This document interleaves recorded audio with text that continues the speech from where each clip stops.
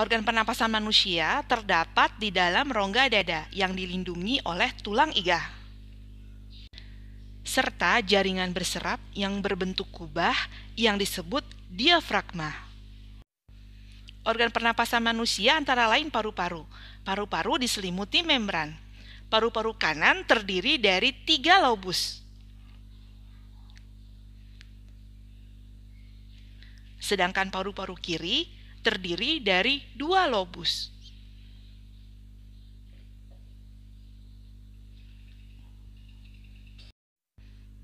Paru-paru kanan dan paru-paru kiri terhubung dengan trakea atau batang tenggorok.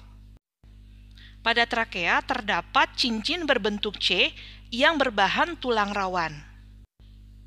Tulang rawan ini berfungsi untuk melindungi trakea. Trakea terhubung dengan farinks atau anak tekak yang bersambungan dengan rongga hidung. Saat kita bernafas, kita menghirup oksigen. Oksigen masuk ke rongga hidung, kemudian masuk ke trakea. Dari trakea akan bercabang melalui bronkus, dan dari bronkus akan masuk ke paru-paru. Di paru-paru, oksigen akan masuk bronkiolus. Dari bronkiolus, oksigen akan menuju ke alveolus. Seperti yang bisa kita lihat dalam video ini, alveolus diselimuti oleh sejumlah pembuluh kapiler. Satu kumpulan alveolus terdiri dari banyak alveoli. Molekul oksigen yang berasal dari alveolus akan terserap ke dalam pembuluh kapiler. Kemudian, oksigen tersebut akan dibawa oleh sel-sel darah merah. Inilah yang disebut dengan proses oksigenasi. Tampak dari video ini, sel darah merahnya berubah warna menjadi merah ya.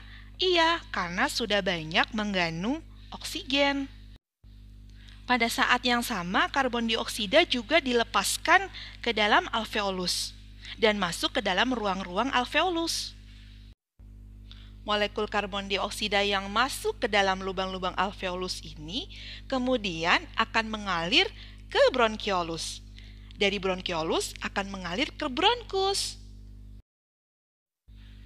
yang pada akhirnya sampai ke trakea dan dikeluarkan melalui rongga hidung.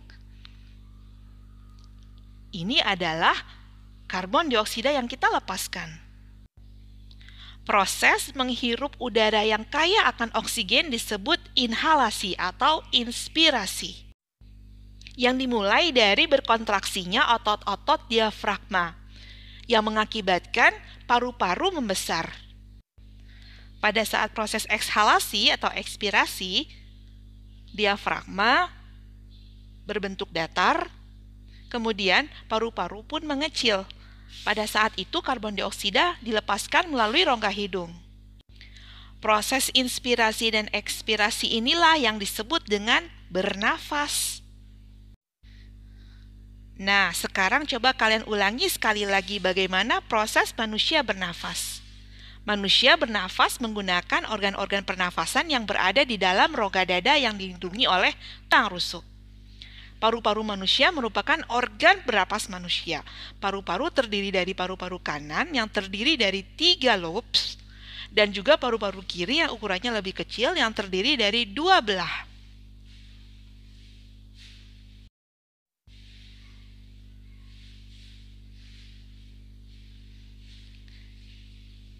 Terdapat bronkus yang merupakan saluran yang menuju paru-paru kanan dan kiri.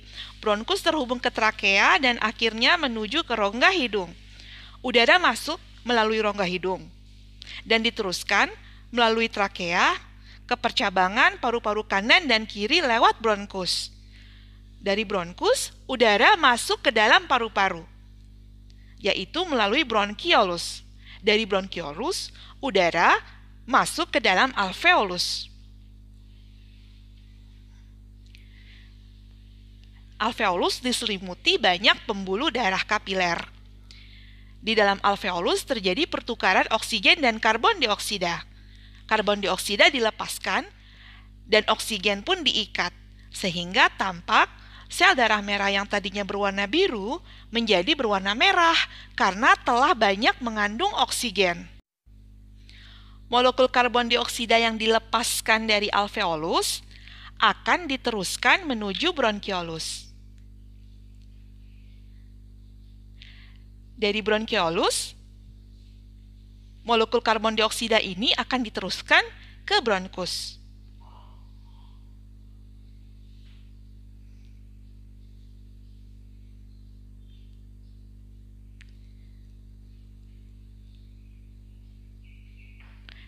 Dari bronkus akan dikeluarkan melalui rongga hidung.